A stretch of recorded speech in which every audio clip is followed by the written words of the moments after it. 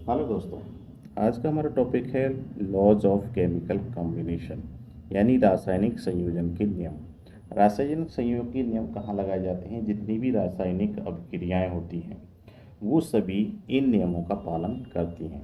रासायनिक संयोजन के नियम 5 हैं, जिनको आप 9th क्लास में भी पढ़ चुके हैं पहले, फिर भी एक बार पढ़ते हैं। सबसे पहला है लॉ ऑफ कंजर्वेशन ऑफ मास, दूसरा है लॉ ऑफ डेफिनेट और कांस्टेंट प्रोपोर्शन, तीसरा है लॉ ऑफ मल्टीपल प्रोपोर्शन, चौथा है लॉ ऑफ रेसिप्रोकल प्रोपोर्शन और पांचवा लॉ है लॉ ऑफ गैसेस बॉन्डिंग। तो जो आज हम इस वीडियो में बात करने वाले हैं वो है लॉ ऑफ कंजर्वेशन ऑफ मास, यानी द्रव्यमान संरक्षण का नियम।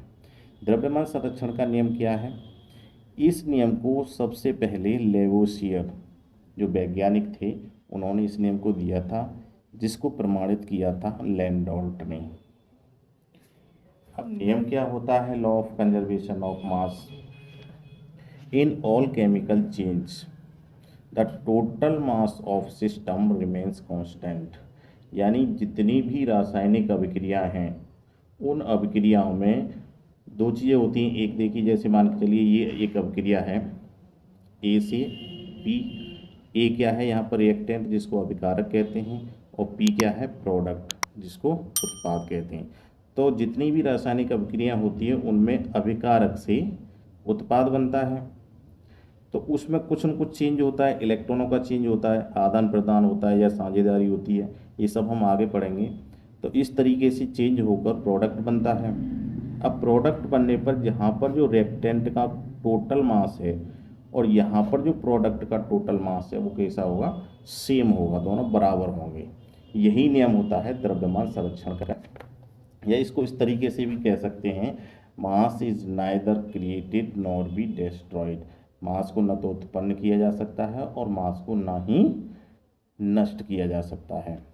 जैसे एक रिएक्शन है, ए से पी बना हुआ है, ए क्या है? रिएक्टेंट, पी प्रोडक्ट है। तो यहाँ पर जो ए रिएक्टेंट का टोटल मास होगा वो प्रोडक्ट के टोटल मास के बराबर होगा। यदि ए कंप्लीटली प्रोडक्ट में चेंज हो गया यानी बदल गया है, तो अगर रिएक्टेंट पूरा का पूरा प्रोडक्ट बनाता है तो वहाँ पर टोटल मास ऑफ रिएक्टेंट बराबर टोटल मास ऑफ प्रोडक्ट होगा। यदि मान के चलिए इन केस कहीं पर भी जो रिएक्टेंट है वो पूरा का पूरा प्रोडक्ट में नहीं चेंज होता है, पर क्या करते हैं कि टोटल नंबर या मास लगिए, total mass of reactant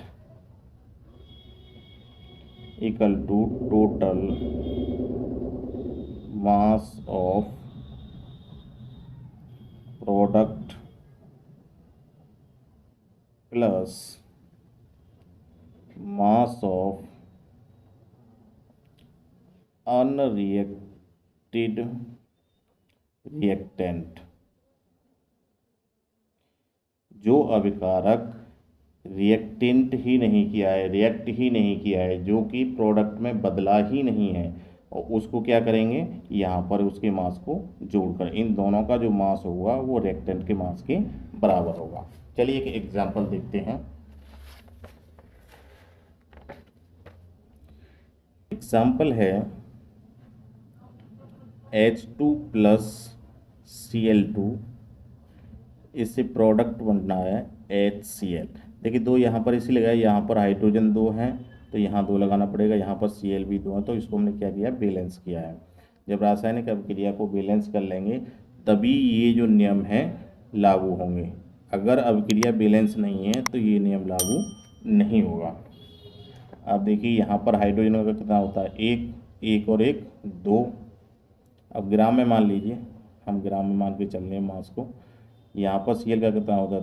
35.5 into 2, 71 ग्राम, और यहाँ पर 2 1 प्लस 35.5।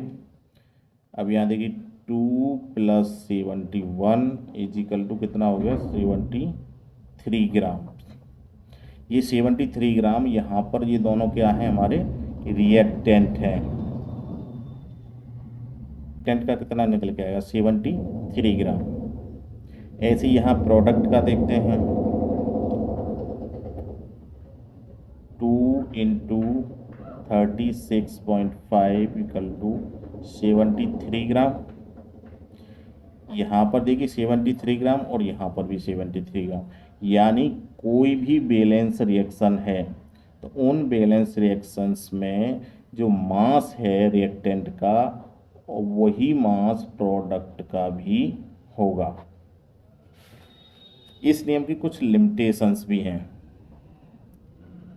लिमिटेशंस मीन्स कुछ बात हैं। ये जो लॉ है वो न्यूक्लियर रिएक्शंस, जो न्यूक्लियर रिएक्शंस होती हैं उन पर लागू नहीं होता है। उसका कारण क्या होता है कि जो न्यूक्लियर रिएक्शंस होती हैं उन न्यूक्लियर रिएक्शंस में नाभिक जो होते हैं वो भाग लेते हैं। तो जब नाभिक दोनों अभिक्रिया में भाग लेंगे तो एक नाभिक से दूसरा नाभिक बनता है, साथ ही साथ में जो एनर्जी है वो क्या हो जाती है, लॉस हो जाती है, एनर्जी निकल जाती है। जैसे नाभिकीय संलयन अभिक्रिया देखी होगी, नाभिकीय विखंडन अभिक्रिया देखी होगी, उसमें बहुत सारी एनर्जी निकलती है।